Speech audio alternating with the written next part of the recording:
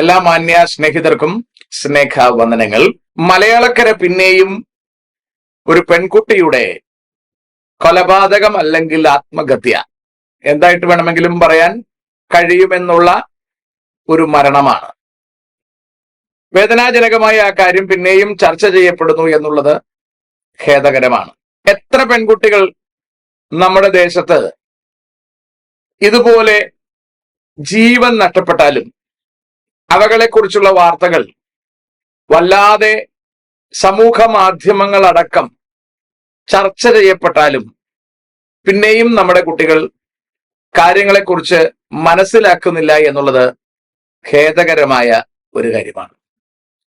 ഒരു ഇസ്ലാം ചെറുക്കൻ ഒരു ക്രൈസ്തവ പെൺകുട്ടിയെ പ്രണയിച്ചു, വിവാഹത്തിലേക്ക് എത്തിയില്ല, മതം മാറ്റാനുള്ള നിർബന്ധത്തിനിടയിൽ ആ പെൺകുട്ടി ജീവൻ ഒടുക്കിയിരിക്കുകയാണ്. അതിവിടുത്തെ രാഷ്ട്രീയക്കാരും മിണ്ടുന്നില്ല, കാരണം അത് വോട്ട് ബാങ്കാണ്. അതിവിടുത്തെ ലെഫ്റ്റും റൈറ്റും സംസാരിക്കാൻ തയ്യാറല്ല. എന്നാൽ BJP അതൊരു തുറുപ്പുചീട്ടായി ഉപയോഗിക്കാൻ ശ്രമം നടത്തുന്നുണ്ട്. BJP അനുഭാവമുള്ള സോഷ്യൽ മീഡിയ പ്ലാറ്റ്ഫോമുള്ള എല്ലാവരും അതിനു വേണ്ടിയിട്ടുള്ള ഒരു ശ്രമവും നടത്തുന്നുണ്ടെന്ന് വേണം മനസ്സിലാക്കാൻ. ABC ഒക്കെ ചർച്ച ചെയ്യുന്നത് BJPയെയോ കാസയെയോ അറിയിച്ചിരുന്നു എങ്കിൽ ഈ പ്രണയക്കുരുക്കിൽ നിന്ന് ഈ പെൺകുട്ടിയെ രക്ഷിക്കാൻ കഴിയുമായിരുന്നു എന്ന നിലയിലാണ്. എന്നാൽ ഇസ്ലാമിക സംഘടനകളെ പൊതിഞ്ഞു വെച്ചുകൊണ്ട് മുൻ ഹൈക്കോടതി ജഡ്ജി ശ്രീ കമാൽ പാഷ സംസാരിക്കുന്നത് കേട്ടപ്പോൾ പ്രയാസവും തോന്നി.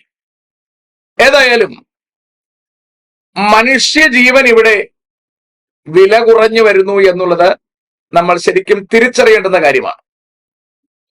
പൊതുവിൽ എല്ലാവരും ചർച്ച ചെയ്യുമ്പോൾ പറയുന്ന ഒരു കാര്യം, പ്രണയത്തിനിറങ്ങുമ്പോൾ അറിഞ്ഞ് പ്രണയത്തിനിറങ്ങണം എന്നുള്ളതാണ്. അതെങ്ങനെയെന്ന് എനിക്ക് ഇപ്പോഴും മനസ്സിലാകുന്നില്ല.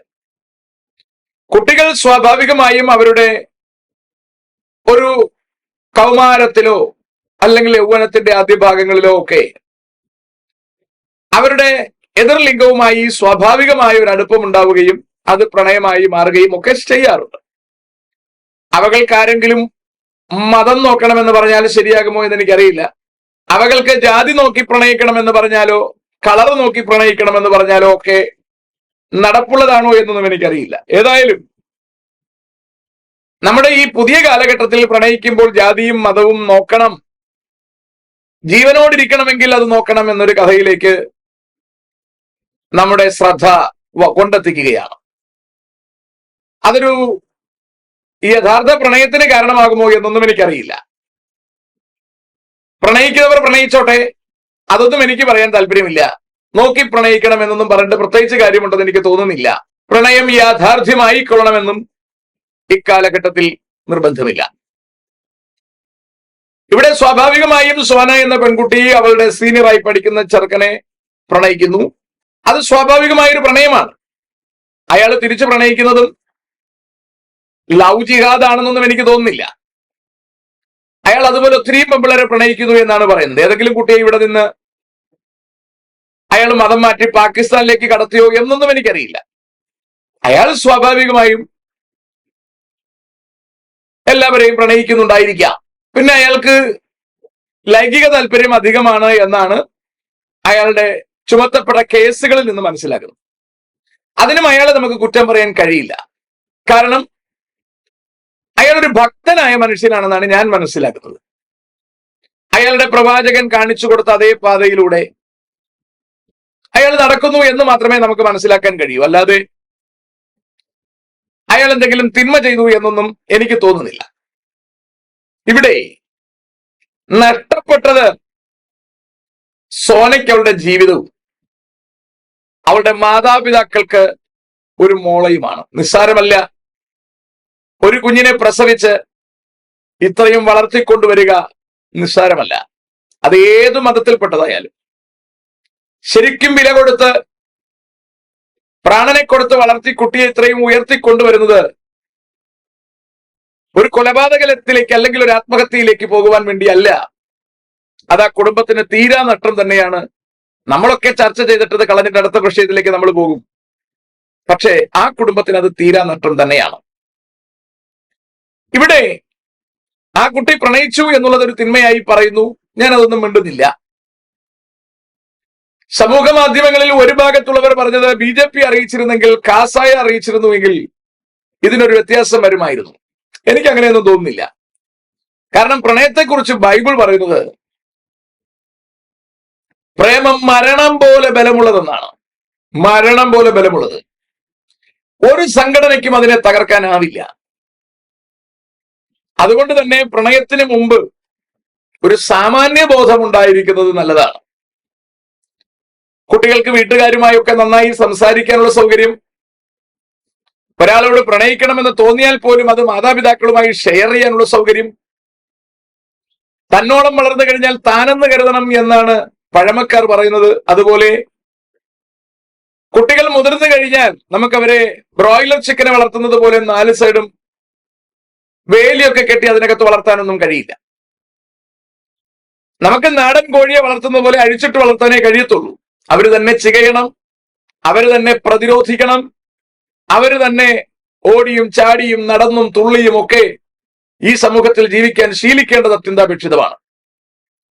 അതുകൊണ്ട് കുട്ടികളെ വളർത്തുമ്പോൾ നമുക്ക് മുഴുവനായിട്ട് അവരെ ഇങ്ങനെ പൊതിഞ്ഞു കെട്ടി വളർത്താനൊന്നും കഴിയില്ല. ഈ സമൂഹത്തിൽ അവരെ അഴിച്ചുവിട്ട് വളർത്താനേ കഴിയൂ. സ്വാഭാവികമായിട്ടും അവർക്ക് പ്രണയമുണ്ടാകാം. പക്ഷെ അത് ഒരു ഹെൽത്തി റിലേഷൻ ആണോ എന്ന് തിരിച്ചറിയാൻ പാകത്തിന് അവർക്ക് കൂട്ടുകാരുണ്ടാകണം സംസാരിക്കാൻ, മാതാപിതാക്കൾ ഉണ്ടാകണം സംസാരിപ്പാൻ, അവർക്ക് കാര്യങ്ങൾ ഷെയർ ചെയ്യാൻ നല്ല ബന്ധങ്ങൾ ഉണ്ടാകണം എന്നുള്ളത് അത്യന്താപേക്ഷിതമായ കാര്യം തന്നെയാണ്. ഇന്നിന്റെ കാലഘട്ടത്തിൽ അമ്മാതിരി ബന്ധങ്ങളില്ല. മാതാപിതാക്കളോട് പോലും സംസാരിക്കാനുള്ള സൗകര്യമില്ല. കുഞ്ഞുങ്ങൾക്കൊരു പ്രണയമുണ്ടായി എന്ന് പറഞ്ഞാൽ ആകെ ഓളം വെക്കുന്ന, വല്ലാതെ ബഹളം വെക്കുന്ന ആൾക്കാർ. അവരും നമ്മളെപ്പോലെ മനുഷ്യരാണെന്നറിയണം. അവർ കുട്ടികളാണെന്ന് വെച്ചിട്ട് അവർക്ക് പ്രണയിക്കാൻ പാടില്ല എന്നോ അവർക്ക് മറ്റേതെങ്കിലും തിന്മകൾ സമൂഹത്തിൽ ചെയ്യാൻ കഴിയില്ലെന്നോ നമ്മൾ കരുതരുത്. തിന്മകളെ തിന്മകളാണെന്ന് അവർക്ക് മനസ്സിലാക്കാൻ കഴിയണം. സമൂഹത്തിൽ എന്തൊക്കെ തിന്മകളുണ്ടെന്ന് അവർ തിരിച്ചറിഞ്ഞിരിക്കണം. അവരുമായി കാര്യങ്ങൾ സംവാദിക്കാൻ മാതാപിതാക്കൾക്ക് കഴിയണം. ലൈംഗികത എന്ന പദം ഉപയോഗിക്കുന്നത് കേട്ടാൽ പോലും വിഷമിച്ചു പോകുന്ന ഭവനങ്ങൾ ഇന്നും ഉണ്ട് എന്നുള്ളത് ഖേദകരമായ കാര്യമാണ്. കുട്ടികളുമായി എന്താണ് ഇക്കാര്യങ്ങൾ എന്നതിനെ കുറിച്ച് കൃത്യമായി ധാരണയുണ്ടാക്കാൻ, സംസാരിക്കാൻ, കുട്ടികൾക്ക് കാര്യങ്ങളെക്കുറിച്ച് ഭംഗിയായി പറഞ്ഞു കൊടുക്കാൻ, കുട്ടികൾക്ക് ഇമാതിരി എന്തെങ്കിലുമൊക്കെ പ്രണയങ്ങളും മറ്റുമൊക്കെ ഉണ്ടായാൽ മാതാപിതാക്കളോട് സംസാരിക്കാൻ ഉള്ള സൗകര്യങ്ങൾ ഇന്നും നമ്മുടെ സാക്ഷര കേരളത്തിൽ പോലും ആയിട്ടില്ല എന്നുള്ളതാണ് ഖേദകരമായ കാര്യം. ഇവിടെ സോനയ്ക്കൊരു പ്രണയം വന്നു. ആ പ്രണയത്തിന് മതം മാറണം എന്നൊരു ആവശ്യം വന്നപ്പോൾ പോലും മാതാപിതാക്കൾ അത് അംഗീകരിച്ചിരിക്കുന്നു എന്നാണ് കേൾക്കുന്നത്. അതിൽ നിന്നും അവർ കൃത്യമായ വചനപ്രകാരമുള്ള ക്രൈസ്തവരല്ല എന്ന് വ്യക്തമാണ്. എന്ന് പറഞ്ഞാൽ ക്രിസ്തുവുമായിട്ടൊന്നും അവർക്ക് പ്രത്യേകത്തൊക്കെ ബന്ധം ഉണ്ടാവില്ല, വചനവുമായിട്ടും ബന്ധം ഉണ്ടാവില്ല. യാക്കോബായക്കാർ എന്ന് പറയുമ്പോൾ ബന്ധം ഉണ്ടാവാൻ സാധ്യതയില്ല.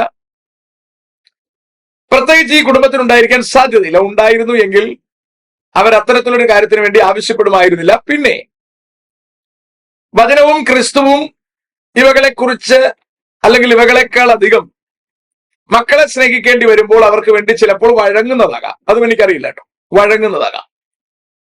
ഏതായാലും എല്ലാവരും വഴങ്ങാൻ തയ്യാറായി. പെൺകുട്ടി പൊന്നാനി ചെന്ന് 2 മാസം ക്ലാസ് എടുക്കണം, പിന്നെന്തെങ്കിലും പരിചയത്തിനുണ്ടോ എന്നൊന്നും എനിക്കറിയില്ല. ആ ഒരു ചെറുക്കനെ കല്യാണം കഴിക്കാൻ വേണ്ടി ആ കുട്ടി റിസ്ക് എടുക്കുകയാണ്. അതിനിടയിലാണ് അയാൾക്ക് മറ്റു തര ബന്ധങ്ങൾ ഉള്ളതായി അവൾ അറിയുന്നത്. അതോടുകൂടി അവൾ ഒരു സ്റ്റാൻഡ് എടുക്കുന്നു. മതം മാറുന്നില്ല, വിവാഹത്തിന് തയ്യാറാണ്. അപ്പോൾ അത്തരത്തിലൊരു തീരുമാനത്തിലേക്ക് ആ കുട്ടി വന്നെത്തുകയാണ്. നമ്മൾ അറിയണം, ക്രിസ്തുവുമായി ബന്ധമില്ലെങ്കിലും ബൈബിളുമായി ബന്ധമില്ലെങ്കിലും ക്രിസ്ത്യാനി എന്ന നിലയിൽ ജീവിച്ചു എന്ന കാരണത്താൽ അവൾക്കത് ചെയ്യാൻ കഴിയും. വലിയ തിന്മ ചെയ്ത ആ മനുഷ്യനോട് ക്ഷമിക്കുക, അത് ക്രിസ്തുവിൽ നിന്ന് എവിടെന്നോ അവൾക്ക് ലഭ്യമായ ഒരു വാസനയാണ്. ശരിക്കും ക്രിസ്തുവിനെ അറിഞ്ഞിരുന്നു എങ്കിൽ അവൾ ഇമാതിരി ഒരു കുരുക്കിൽ പെടില്ലായിരുന്നു. എന്നാൽ ക്രിസ്തുവിനെ കുറിച്ച് കേട്ടോ പറഞ്ഞോ ഒക്കെ, പ്രസംഗങ്ങളിലൂടെയോ പാട്ടിലൂടെയോ ഒക്കെ കേട്ടതിൽ നിന്നും ക്ഷമിക്കുക എന്നൊരു വാസന അവൾക്ക് ഉണ്ടായിരിക്കുന്നു എന്നതിന് സംശയമൊന്നും വേണ്ട. അതാണ് പൊറുക്കാനാവാത്തൊരു പാപത്തിലേക്ക്, പരുവക്കേടിലേക്ക് അവൾ വിവാഹം കഴിക്കാൻ പോകുന്നവന്റെ ജീവിതം ചെന്നുപെട്ടിരിക്കുന്നു എന്നറിഞ്ഞിട്ടും ക്ഷമയുടെ കരം അവൾ വെച്ച് നീട്ടുകയാണ്. അവൾ വിചാരിച്ചു ക്രിസ്തുവിനെ പോലെയുള്ളവനാണ് ഇവൻ എന്ന് അവൾ വിചാരിച്ചു. അതുകൊണ്ടാണ് ക്ഷമ ഇറ്റിച്ചു കഴിഞ്ഞാൽ ക്ഷമയുടെ മുൻപിൽ അവന് കൂടുതൽ സ്നേഹം അവളോട് ഉണ്ടാകും എന്നവൻ പ്രതീക്ഷിച്ചു. അതവൾക്ക് ലഭിച്ചില്ല. ലഭിക്കാത്തതിന് കാരണം അവൾ കണ്ട ക്രിസ്തു അല്ല അവൻ അനുഗമിക്കുന്ന പ്രവാചകൻ എന്ന് അവൾക്ക് അറിയാൻ കഴിയാതെ പോയി എന്നുള്ളതാണ് ഇതിന്റെ ഗതികേട്.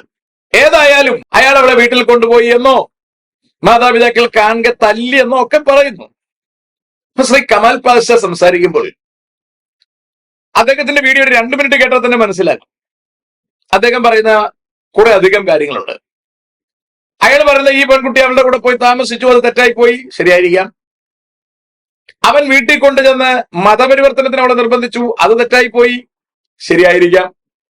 അവൻ അവളെ മർദ്ദിച്ചു, എന്നിട്ടും ഈ തെണ്ടിയെ അവൾ ഇട്ടിട്ട് പോയില്ല എന്ന് ഈ പദപ്രയോഗമാണ് കമാൽ പാഷ ഉപയോഗിക്കുന്നത്. അപ്പോൾ ഇവന് മറ്റു ചില പെൺകുട്ടികളുമായി ബന്ധമുണ്ടായി എന്നതും അതും തെണ്ടിയാണ് എന്ന പദം തന്നെ. തെണ്ടി എന്ന പദപ്രയോഗം ഒരുപാട് പ്രാവശ്യം ശ്രീ കമാൽ പാഷ ആ വീഡിയോയിലുടനീളം ഉപയോഗിക്കുന്നുണ്ട്. അതൊന്നും ഉപയോഗിക്കുന്നത് അയാൾ കൊണ്ട് അടിച്ചത് ശരിയായില്ല എന്നതിന് തെണ്ടിത്തരം എന്ന് പറയുന്നു. മതപരിവർത്തനം, മതം മാറ്റാൻ വേണ്ടിയിട്ടുള്ള ശ്രമം നടത്തിയത് തെണ്ടിയാണ് എന്ന് പറയുന്നു. അയാൾ മറ്റു പല പെണ്ണുങ്ങളുടെയും കൂടെ പോയത് തെണ്ടിയാണ് എന്ന് പറയുന്നു. ഈ പ്രധാനപ്പെട്ട പോയിന്റ്സിലൊക്കെ അയാൾ തെണ്ടിയാണ് എന്ന് ശ്രീ കമാൽ പാഷ പറയുകയാണ്. നമ്മുടെ കേരളത്തിന്റെ ഹൈക്കോടതിയിലെ ജഡ്ജിയായിരുന്ന അദ്ദേഹം നമ്മുടെ ഭാരതത്തിന്റെ നിയമത്തിന്റെ വെളിച്ചത്തിൽ ഇരുന്നു കൊണ്ട് ഈ ചെറുക്കൻ കാണിച്ചതൊക്കെ തെണ്ടിത്തരമാണ് എന്ന് പറയുന്നതിനെ നമുക്ക് മാന്യതയായി തന്നെ കാണണം. കാരണം അത് ഇന്ത്യൻ കോൺസ്റ്റിറ്റ്യൂഷന്റെ പ്രത്യേകതയാണ്. അതിൽ ശ്രീ കമാൽ പാഷ പറയുന്ന ഒരു പ്രത്യേകത കൂടെ ഉണ്ട്. എന്തിനാണ് ഇസ്ലാമിലേക്ക് ആൾക്കാരെ കൂടുതൽ കൊണ്ടുവരുന്നത്? ഇവിടെ ഇഷ്ടംപോലെ ആൾക്കാരുണ്ട് എന്ന നിലയിലാണ് പറയുന്നത്. ശരിയായിരിക്കാം, ആൾക്കാർ ഇസ്ലാമിൽ കുറവായതുകൊണ്ടല്ല. ഈ ഇവിടെ പ്രതിയായി മാറിയിരിക്കുന്ന ചെറുക്കൻ, ഇസ്ലാമിക യുവാവ്, അവൻ തികഞ്ഞ ഒരു ഇസ്ലാമാണ്. അവൻ തികഞ്ഞ ഒരു പ്രവാചക ഭക്തനാണ്. പ്രവാചകൻ കാണിച്ചു കൊടുത്ത വഴിയിലൂടെയാണ് അയാൾ യാത്ര ചെയ്യുന്നത്. ഉലകം മുഴുവൻ ദീനിലാകണമെന്ന് അതുവരെ വിശ്രമിക്കരുതെന്ന് പറഞ്ഞു കൊടുത്തിരിക്കുന്ന പ്രവാചകന്റെ വാക്കുകൾ നെഞ്ചിലേറ്റിയ കാമുകൻ ആ പെൺകുട്ടിയെ ഇസ്ലാമാകാൻ നിർബന്ധിക്കുന്നതിൽ എന്താണ് തെണ്ടിത്തരമെന്ന് ശ്രീ പാഷ പറഞ്ഞിരുന്നെങ്കിൽ കൊള്ളായിരുന്നു. അത് പറയാൻ ജസ്റ്റിസ് തയ്യാറാകുമെന്ന് എനിക്ക് തോന്നുന്നില്ല. അയാൾ കാണിച്ചത് തെണ്ടിത്തരമാണ് എന്ന് നമ്മുടെ ഭരണഘടനയുടെ വെളിച്ചത്തിൽ പറഞ്ഞിട്ട് കാര്യമില്ല. അയാളും ഒരു പക്ഷേ ശ്രീ പാഷാജിയും അനുഗമിക്കുന്ന, ഫോളോ ചെയ്യുന്ന ആ കിതാബിന്റെയും പ്രവാചകന്റെയും പഠിപ്പിക്കലുകളുടെയും ജീവിതശൈലിയുടെയും അടിസ്ഥാനത്തിൽ ഈ കാമുകൻ ചെയ്തതിനെ തെണ്ടിത്തരമാണെന്ന് വിളിക്കാൻ ശ്രീ പാഷയ്ക്ക് കഴിയുമോ? കഴിയില്ലെങ്കിൽ അതും ഭാഷയുടെ അതേ ഭാഷ കടമെടുത്ത് ഉപയോഗിച്ചാൽ ഒരു തെണ്ടിത്തരം തന്നെയാണ്. അടുത്ത പ്രധാനപ്പെട്ട കാര്യം, ആ കുട്ടിയെ വീട്ടിൽ കൊണ്ടുവന്ന് അടിച്ചു. അവന്റെ വിരലടയാളമൊക്കെ ആ കുട്ടിയുടെ ചെകിടിലുണ്ടായിരുന്നു എന്നുള്ളതാണ്. ഭാര്യയെ അടിക്കാമെന്നും വേണ്ടി വന്നാൽ ബെൽറ്റൂരി അടിക്കാമെന്നും ഒക്കെ ഇപ്പറയുന്നവരുടെ പുസ്തകങ്ങളിലുള്ളത് നാട്ടുകാരിവിടെ എടുത്തിട്ട് ചർച്ച ചെയ്യുകയാണ്. അപ്പോൾ ഈ ചെറുക്കൻ അടിച്ചിട്ടും അവൾ ഇട്ടിട്ട് പോയില്ല, അത് തെണ്ടിത്തരമായിരുന്നു എന്ന് പറയുകയാണ്. അടിക്കാൻ പറഞ്ഞിരിക്കുന്ന പുസ്തകത്തിന്റെ കാര്യമോ മഹാ തെണ്ടിത്തരല്ലേ? അടിച്ച് കാണിച്ചു കൊടുത്ത പ്രവാചകന്റെ കാര്യമോ ട്രിപ്പിൾ തെണ്ടിത്തരമല്ലേ? അപ്പോൾ ഇതൊക്കെ തെണ്ടിത്തരമാണെന്ന് ശരിക്കും അറിഞ്ഞിട്ടും പിന്നെയും ഇവകളെ തന്നെ ഇവിടെ നിലനിർത്തുവാനും ഇവകളെ തന്നെ അനുഗമിക്കുവാനും താല്പര്യപ്പെടുന്ന ആ ഒരു വല്ലാത്ത അവസ്ഥയുണ്ടല്ലോ, അതിന് പറയുന്ന പേര് ഈ പേര് തന്നെയല്ലേ, മറ്റെന്ത് പറയാൻ? അപ്പൊ ശരിക്കും ഇവിടെ ഈ ഇസ്ലാമിക കാമുകൻ കാണിച്ചിരിക്കുന്നത് തെണ്ടിത്തരമാണെന്നും വൃത്തികേടാണെന്നും പറയുമ്പോൾ ഇയാള് കാണിച്ചതിൽ ഏത് കാര്യമാണ് അയാളുടെ പ്രവാചകൻ കാണിക്കാത്തതായുള്ളത്? അയാളുടെ പ്രവാചകൻ പറയാത്തതായുള്ളത് ഏത് കാര്യമാണുള്ളത്? അത് പറയാൻ പാഷാജിയും തയ്യാറല്ല, ഇവിടെ ഒരു ഇസ്ലാമും തയ്യാറല്ല. ഇവരെല്ലാം ഇതൊരു സാധാരണ പ്രണയം എന്നതുപോലെ അങ്ങ് പറഞ്ഞിട്ട് മിണ്ടാതിരിക്കുന്ന ഒരു കാര്യമാണ്. ഇപ്പൊ കഴിഞ്ഞ ദിവസം ഞാൻ നോക്കുമ്പോ ഹരിയാനയിൽ 16 വയസ്സുള്ള ഒരു പെൺകുട്ടിയെ 22 23 വയസ്സുള്ള ഒരു പയ്യൻ കല്യാണം കഴിച്ചു. അവിടെയുള്ള ആൾക്കാർ അതിനെതിരെ കേസ് ഉണ്ടാക്കി, ഹൈക്കോടതിയിൽ കേസിന് പോയി, കേസ് തള്ളിക്കളഞ്ഞു. പോക്സോ നിയമപ്രകാരം എന്നൊക്കെ പറഞ്ഞ് ഇവർ കൊണ്ട് കേസ് കൊടുത്തു. അവസാനം സുപ്രീം കോടതിയിൽ കൊണ്ടുചെന്നു. സുപ്രീം കോടതിയും അതിനെ തള്ളിക്കളഞ്ഞു. അപ്പൊ സുപ്രീം കോടതി പറഞ്ഞ കാര്യമാണ്, ശരിയത്ത് നിയമം അനുസരിച്ച് ഇക്കാര്യം ശരിയാണ്. ഇവിടെ ശരിയായ നിയമമാണ് ഇവിടെ നിലനിൽക്കുന്നത് എന്ന് പറഞ്ഞാൽ, ശരിയായ നിയമം അനുസരിച്ച് 15 വയസ്സ് കഴിഞ്ഞയാളെ കല്യാണം കഴിക്കാൻ പെൺകുട്ടിയുടെ കാര്യമാണ്. ഇന്ത്യൻ ഭരണഘടന അനുസരിച്ച് 18 കഴിഞ്ഞാലേ കല്യാണം കഴിക്കാൻ പാടുള്ളൂ. എന്നാൽ ഇസ്ലാമിന് ഇവിടെ ഇസ്ലാമിക നിയമം അനുസരിക്കാനുള്ള സൗകര്യമുണ്ട് പോലും. വാസ്തവത്തിൽ ഇസ്ലാമിക നിയമം അനുസരിച്ച് 6-ാം വയസ്സിൽ പെൺകുട്ടി മേജറായാൽ, മാസക്കുളി ഉണ്ടായാൽ, ആർത്തവം ആരംഭിച്ചാൽ ആ കുട്ടിയെ കല്യാണം കഴിക്കാം. ആ ആർത്തവം തെളിയിക്കാൻ കഴിഞ്ഞില്ലെങ്കിൽ 15 വയസ്സ്. അതാണ് ഡെഡ് എൻഡ് എന്ന് പറയുന്നത് 15 വയസ്സാണ്. 10ാം ക്ലാസ്സിൽ പഠിക്കാൻ പ്രായമുള്ള കുട്ടിയെ കല്യാണം കഴിക്കാനും അതിൽ കുഞ്ഞുങ്ങളെ ജനിപ്പിക്കുവാനും ആ കുട്ടിക്ക് മുൻപിലേക്ക് സ്വതന്ത്രമായി ജീവിക്കുവാനുള്ള സ്വാതന്ത്ര്യം പോലും ഇല്ലാതാക്കി കളയുവാനുമുള്ള സകല നിയമങ്ങളും നിലനിൽക്കുന്ന, ചുമ്മാ നിലനിൽക്കുന്നതല്ല, ശരിക്കും പ്രാബല്യത്തിൽ നിലനിൽക്കുന്ന ഒരു രാജ്യത്തിലാണ് നമ്മൾ ജീവിക്കുന്നത് എന്നത് സ്വതന്ത്ര ഇന്ത്യയുടെ ഒരു പരാജയമായി നമ്മൾ കാണേണ്ടി വരും. ഇവിടെയാണ് ശ്രീ നരേന്ദ്രമോദിയുടെ ഒരു മസിൽ പിടുത്തത്തിന്റെ പ്രത്യേകത നമ്മൾ അറിയേണ്ടത്. ഏകീകൃത സിവിൽ കോഡ് കൊണ്ടുവരണം. എന്തിന്? ഇവിടെ ഒരു മതങ്ങൾക്കും അവന്റേതായ നിയമങ്ങൾ വച്ചു പുലർത്താൻ കഴിയില്ല. എല്ലാ മതങ്ങൾക്കും ആണിനും പെണ്ണിനും ഒരുപോലെ നിയമങ്ങൾ ഇവിടെ ഉണ്ടാവണം.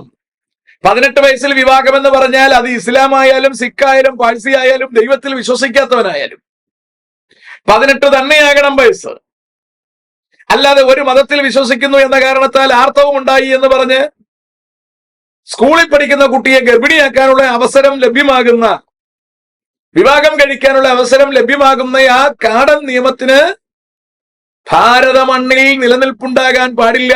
അതിന് നിലനിൽപ്പുണ്ടാകുന്നിടത്തോളം ഈ പെൺകുട്ടിയുടെ മരണവും അത് ശരിയാ വഴി ശരിയാക്കി കൊണ്ടുവരാൻ ഇവർക്ക് കഴിയുമെന്നതിന് സംശയം വേണ്ട. ഇവൻ കാണിച്ചതൊക്കെ വൃത്തികേടാണെന്നും തെണ്ടിത്തരമാണെന്നും പറഞ്ഞ പാഷാജി പോലും അവൻ നിയമത്തിന്റെ പഴുതുകളിലൂടെ സുഖേന ഇറങ്ങിപ്പോകുന്നത് കാണുമ്പോൾ ഒന്ന് തള്ളി വിട്ടുകൊടുക്കും എന്നതിന് സംശയം വേണ്ട. കാരണം അതാണ് ഹലാൽ. അതുകൊണ്ടത് ചെയ്യും. ഇവിടെ കേരളത്തിന് നഷ്ടമായിരിക്കുന്നത് നല്ലൊരു പെൺകുട്ടിയാണ്. ആ കുടുംബക്കാർക്ക് നഷ്ടമായിരിക്കുന്നത് ഒരു പെൺകുട്ടിയാണ്. ഒരു പ്രേമത്തിന് വേണ്ടി ആ പെൺകുട്ടി കൊടുക്കേണ്ടി വന്നത് സ്വന്തം ജീവനാണ്. വാസ്തവത്തിൽ അവന്റെ അപ്പനും അമ്മയ്ക്കും ഒന്നും നഷ്ടപ്പെട്ടിട്ടില്ല. അവന്റെ അപ്പനും അമ്മയ്ക്കും ഒരു പോരാളി കാരാഗ്രഹത്തിൽ കിടക്കുന്നു എന്ന് മാത്രമേ ഉള്ളൂ എന്ന വസ്തുത നിങ്ങൾ തിരിച്ചറിയണം. അവരുടെ പ്രവാചകൻ കാണിച്ചു കൊടുത്ത അതേ വഴിയിലൂടെ നടക്കേണ്ടി വന്ന അവരുടെ സ്വന്തം മകൻ, അവൻ കുറച്ചു ദിവസം കാരാഗ്രഹത്തിൽ കിടക്കേണ്ടി വന്നത് ഒരു അഭിമാനമായി നെഞ്ചിലേറ്റാൻ അവർക്ക് കഴിയുമെന്ന് നിങ്ങൾ അറിയണം.